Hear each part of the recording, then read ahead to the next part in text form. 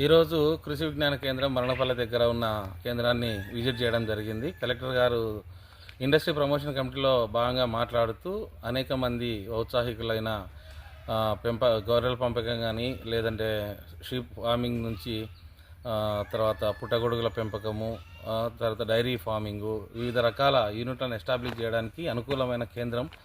వాటితో పాటు వీళ్ళు ట్రైనింగ్ ప్రోగ్రామ్స్ ఇస్తూ నర్సరీని పెంపొందించి హార్టికల్చర్ను కూడా ప్రమోట్ చేస్తున్నారు.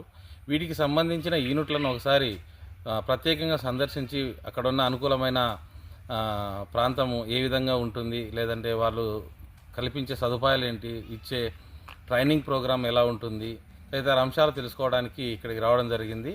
నా పేరు రాజా మహేంద్రనాథ్. నేను industry promotion committee state level member, అలాగే ఏపీఐసి స్టేట్ లెవెల్ కమిటీ మెంబర్గా ఉన్నాను. ప్రత్యేకించి ఇక్కడ ఎవరైనా ఔత్సాహిక పారిశ్రామికవేత్తలు తయారు కావాలంటే మొదటగా గ్రౌండ్ లెవెల్ రియాలిటీ తెలుసుకున్నప్పుడు మాత్రమే మనము పూర్తి స్థాయిలో యూనిట్ ఎస్టాబ్లిష్ చేయడానికి అనుకూలంగా ఉంటుందని మరోసారి తెలియజేస్తూ, ప్రత్యేకించి ఇక్కడ కృష్ణమూర్తి గారు ఉన్నారు, అలాగే శ్రీనివాస్ రెడ్డి గారు ఉన్నారు. వీరు ట్రైనింగ్ ప్రోగ్రామ్స్ ఇస్తారు సెంట్రల్ గవర్నమెంట్ నుంచి.